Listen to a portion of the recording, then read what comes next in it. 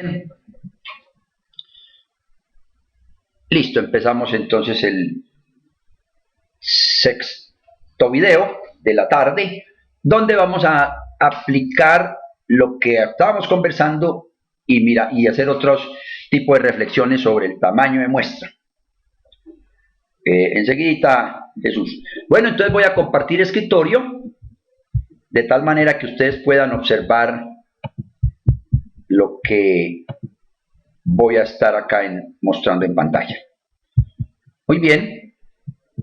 Pregunto si están observando la pantalla del EPIDAD 3.1. 1 sí, 2 no. Muy bien, perfecto. 3.1. Nosotros hemos trabajado con el 3.1 y con el 4, pero aquí tenemos pues ya el 3.1 en pantalla. Las diferencias son nada después de tenerlos abiertos. Pues nada en lo que vamos a ver en el menú, porque ya vimos que la 4 tiene descriptiva, esta versión no. Esta versión tiene inferencia, la otra no, al menos en algunos indicadores. Cuadriculado, muy bien. Bueno, entonces aquí vamos a mirar el tema de cómo maniobra el EPIDAD. Entonces nos vamos a ir por métodos, y en métodos llegamos a muestreo. Recuerden que aquí está inferencia sobre parámetro y que en la otra versión no. Muestreo. Y en muestreo, de momento nos vamos a ocupar con cálculo del tamaño de muestra. La selección, ya miraremos pues tiempos y eso, pero el objetivo está apuntado a trabajar con el SPSS. Porque el SPSS pues tiene digamos, algunas otras ventajas pues comparativas para hacer luego los estimadores, etcétera, etcétera. Pero el tamaño de muestra sí hay que calcularla antes. El SPSS no tiene esas fortalezas.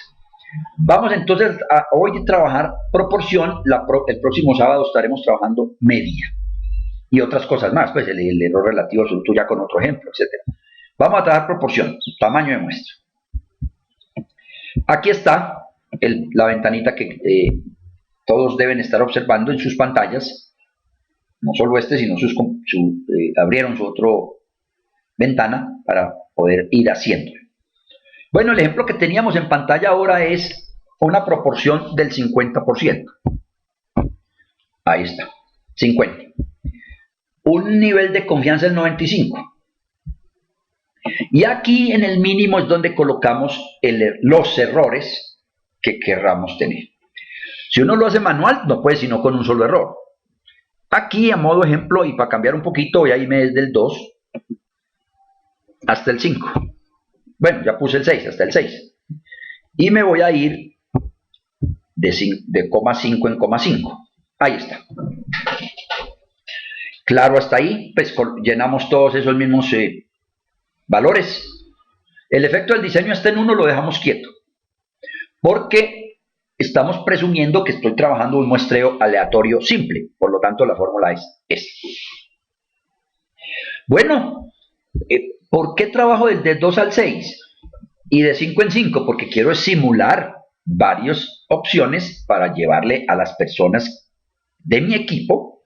Si yo soy el que estoy encargado de hacer la muestra, entonces yo calculo varios n's con varios errores y luego lo debatimos en el grupo pensando en la plática que se tenga y en los intereses del objetivo, la variabilidad de mi población, etcétera, etcétera.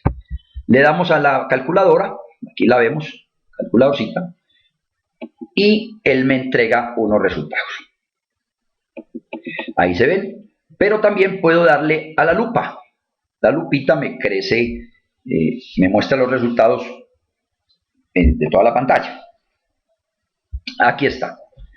Bueno, entonces ahí me dijo que con un error del 2%, Eden, puedes ensayar con la formulita, nos debe dar igual. El tamaño de muestra es de 2400. Cuando uno observa las fichas técnicas en las encuestas políticas, por lo general los errores son del 2, 2,5. Bueno, pero es porque necesitan una muestra de este estilo para después repartirlo en ciudades. Está bien, no hay problema. Pero lo que no está bien es que cuando entregan los resultados dicen que en Cali pasó tal cosa y en Acapulco tal otra, en La Paz tal cosa y en Miranda tal otra. Pero ya ahí el error ya no es el 2, ya el error será distinto. Entonces eso es lo que hay que considerar. Ya hoy por hoy sí he notado que algunas fichas técnicas vienen mejorando. Ya dicen para Cali tal cosa, para Medellín tal otra, entonces ahí ya está, se va mejorando con la presión de muchos académicos y muchas personas hablando sobre lo mismo y el tener tanta información en la red. Perfecto. Bueno, entonces aquí vuelvo a lo mismo.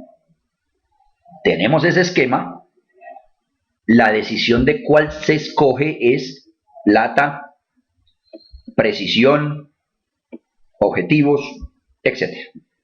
Pero ya lo sabemos calcular. Hoy quiero hacer otras reflexiones.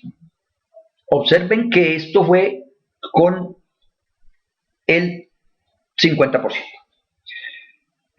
Para volver a hacer cambios, yo vuelvo y le doy a la lupa. Sí, la lupa vuelve y me la coloca pequeña. Vamos a suponer que no era el 50, sino que era el 10. La proporción de personas que iban a votar, o la proporción de personas que iban a comprar el producto, o la proporción de personas enfermas de influenza. Era el 10. Dejemos todo lo otro quieto y le damos a calculadora. Le vuelvo a dar la lupa aquí para mostrar la salida grande y observamos que para el 2 los valores de n bajaron sustancialmente. A ver qué podemos concluir aquí. Miren, me alejé un poquito del aparato, pero espero que me estén escuchando igualmente bien. Miren la situación. Pensemos que, como no sabíamos de lo que estábamos midiendo, como muchas personas avalan que se debe trabajar con el punto 5, entonces usted trabajó con punto 5 y quería un error de 2.5. Eso implica que en su estudio usted recomendó e hizo 1537 encuestas. Su asesor quedó maravillado, el tutor también, y pasó todo muy bueno. Perfecto. Pero resulta que en lo que usted estaba estudiando, la verdadera proporción era del 10, no del 50. Entonces, usted tranquilamente lo que pudo haber hecho, si hubiese sabido ese dato de que su población era más bien cerquita al 10, como está planteado el asunto, es que hubiera hecho solo 554. Dicho de otra manera, se estaba ganando 1000 encuestas. Se estaba ahora, o mejor, en el otro caso hizo 1000 más. No las necesitaba, aparentemente. Con esta reflexión que estamos haciendo. Me cogen el mensaje hasta ahí. Trabajé con una P de 0.5, pero realmente era otra. Por lo tanto, estoy trabajando en Ns que no son. Bueno, eso por un lado, pero quiero que me escriban ahí, por favor, si sigo siendo claro hasta aquí. Los Ns cambian totalmente. A ver, voy siendo claro. 1 sí, 2 no, 3 no sabemos todavía nada, etc. Muy bien, perfecto. Pero viene entonces otro detalle. Vamos a ver. Si la intención de votar por un candidato es 30, claro, si lo que yo pensaba, mejor dicho, del sondeo anterior, y si no han cambiado las condiciones, ¿no? Se supone que la intencionalidad de voto es del 30%, ese es el P. Si me interesa saber en el estudio que estoy construyendo para ese candidato. Entonces, ese es el P, claro. Claro, la cosa está en poder tener un poquito más de precisión en la P. Porque viene otro detalle, grande. Grande es grande. Resulta que entonces yo entrego que quiero 554 y entonces ya el tutor dice, pero eso está como poquito. Y eso es lo que da, 2,5 para el 10%. Pero entonces viene otro detalle grande. Que este 2,5 ya no es 2,5. ¿Por qué no es 2,5? Porque es que el error o mejor, sí es 2,5, pero es un error que comparativamente con el 10 puede ser muy amplio. Vamos a ver qué me dicen aquí. Sería, entonces, para un trading, puedo hacer un primer estudio de 50 IP y después derivar muestras de más pequeñas. Bueno, pero de todas maneras, no lo veo tanto así porque el primero para después tratar de derivar la muestra más pequeña es porque no conocemos nada y haríamos un estudio exploratorio. O sea, harías una prueba piloto mejor. Y la prueba piloto no necesitamos muestras, perdón, no necesitamos fórmulas. Yo haría una prueba piloto, depende otra vez de lo que estemos midiendo, si tengo que ir a varios sectores de la ciudad, etcétera, pero no habrían más de 30, 40 encuestas. Para sondear el P. Y ya después de tener ese P es el que coloco en la fórmula. Esa es más o menos la mecánica. Bien, vamos a mirar lo siguiente. Voy a apoyarme aquí. Estoy abriendo una cosita porque a veces me salen cosas de la cabeza. A ver, cuando nosotros decimos, en la primera parte era 0.5, lo que pensábamos que teníamos y el error era del 5%. Entonces voy a colocar en el numerador 0.05 dividido el estimador que es 0.5. O sea que estoy trabajando con un error relativo del 10%. Esto del error relativo lo mencioné la vez pasada, pero la próxima charla sacaremos un video completo sobre él y se aclarará más. Ahora, este es un error del 10, pero resulta que cuando ya digo que la proporción es 0.1 y el error sigue siendo yo lo sigo contando como 0.5, entonces divido sobre 0.1. Y eso ya me está dando es un error del 50%. Lo que quiero significar es que esos 554 para una P de 0.1 y un error de 2.5 es cierto, pero ya el 2.5 realmente no equivale a un 2.5 porque estoy trabajando ya con una P de 0.10. Vamos a mirar cómo nos queda aquí, 0.025 dividido, el estimador, perdón, el estimador sería 0.1, el 10%, estoy trabajando con un error del 25%. Pero también es cierto que cuando las P bajan, me permiten usar errores relativos más altos del 10%. Bueno, en el texto que yo les envié, que tienen derecho obviamente, en el libro, ahí es parte del texto de riesgo relativo y absoluto, por favor lo vuelven a releer. A ver qué nos dice acá Francisco. Eso, sí, pero esa es, la predicción es el error, sí, absoluto. Pero nosotros lo estamos llevando a relativo para cuando nos cambian las P, para tener mayor claridad. Aunque hoy pueda parecer más embolatado. Muy bien, pero hay que tener en cuenta el error relativo y hay que leerlo. Bien. Ahora, esto se ve el cambio ahí. Ahora vamos a mirar el efecto del N. Me voy a devolver al que teníamos inicialmente, que era el famoso del 50, el que más conocemos. Y volvamos a hacerlo, pues para saber que ya sabíamos cuánto nos había dado. Voy a borrar la mitad y también, ya tenemos el mismo. Ahora lo que voy a hacer es, pensemos que el N fuese 100.000. Eso era lo que estábamos hablando ahora, ¿no? Vamos a ver qué tanto efecto tiene. 100.000. Ahí estoy colocando el 100.000. Y vamos ahora yo ya conozco la población, entonces cuando la conozco la lleno en el huequito. Si no la conozco, pues obviamente no la considero. Vamos a darle a la lupa, perdón, a calcular y miremos el efecto. Cuando no conocíamos la población, tuve 2.401. Ahora la conozco, me da 2.345. Se bajó 60, bueno, poco menos de 55 tal vez. Tuvo su efecto. Tuvo efecto.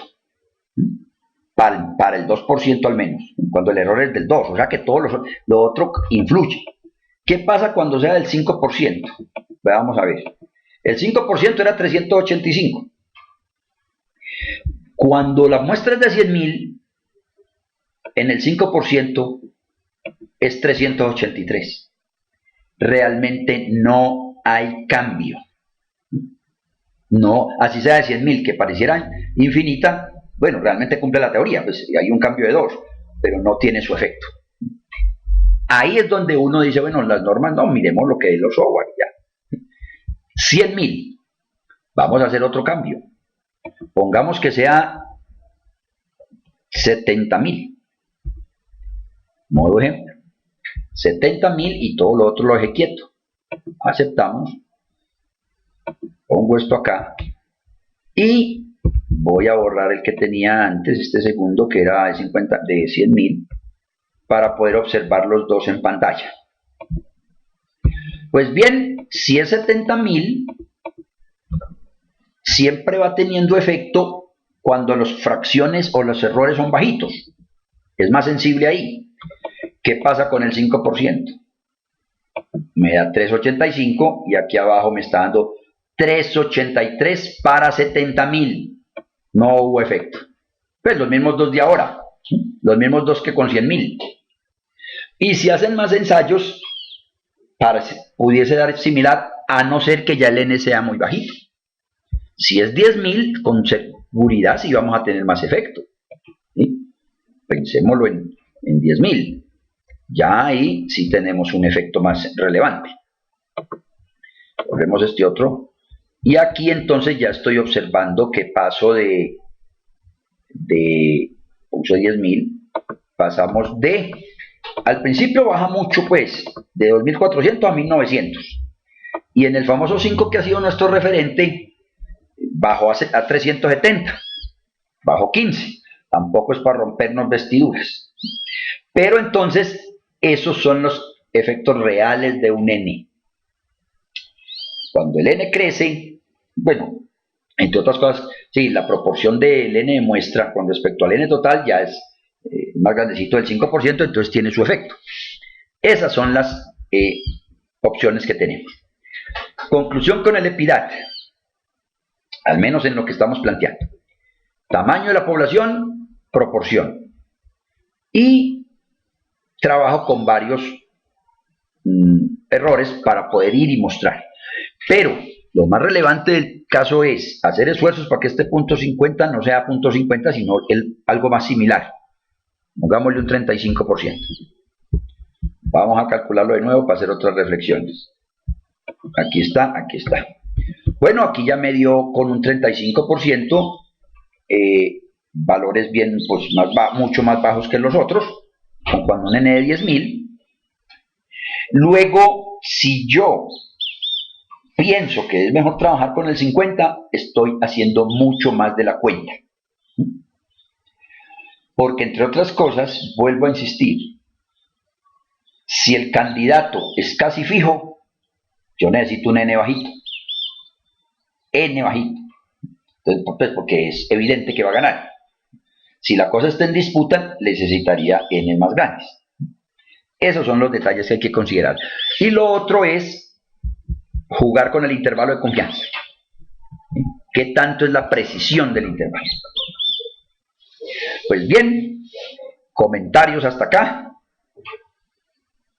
¿Cómo vamos? Y este es el tema entonces de así de simple con el EPIDAT. Ahora, yo puedo hacerlo al revés, o el EPIDAT me permite hacer otro procedimiento. Y es la precisión.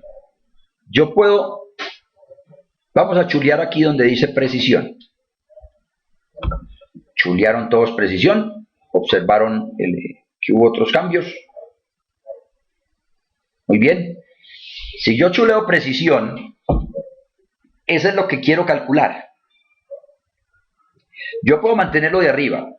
Tamaño de la población. Puedo o no, hay que mantenerlo. Pero entonces ya lo que quiero es esto. ¿Cuál es el tamaño de muestra que necesito para que él me calcule las precisiones? Mejor dicho, a usted lo llaman a la primera reunión de la empresa que lo va a contratar y le dice, bueno, ¿cuál es la muestra que necesitamos para hacer tal estudio?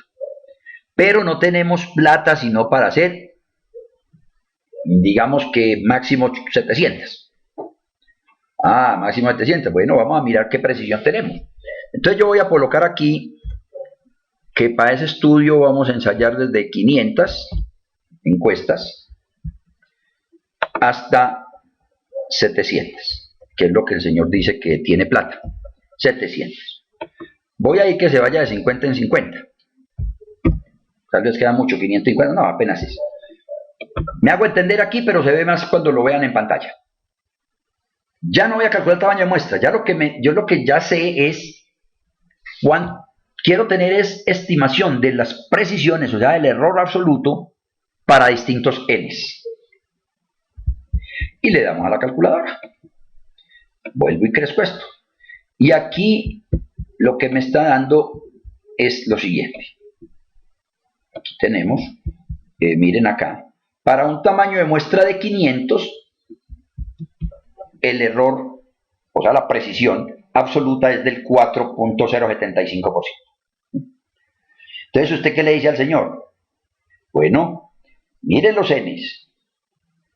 Si yo lo trabajo con 600, el error es del 3.7. Por lo tanto, si el P suyo, el P, es del 30%, entonces usted le dice, el intervalo de confianza, nosotros estimaríamos que la verdadera proporción de personas que adquirirían su producto estaría entre el 26.2 y el 33.8. Ese intervalo le sirve, está bueno, está angosto, para el tema suyo.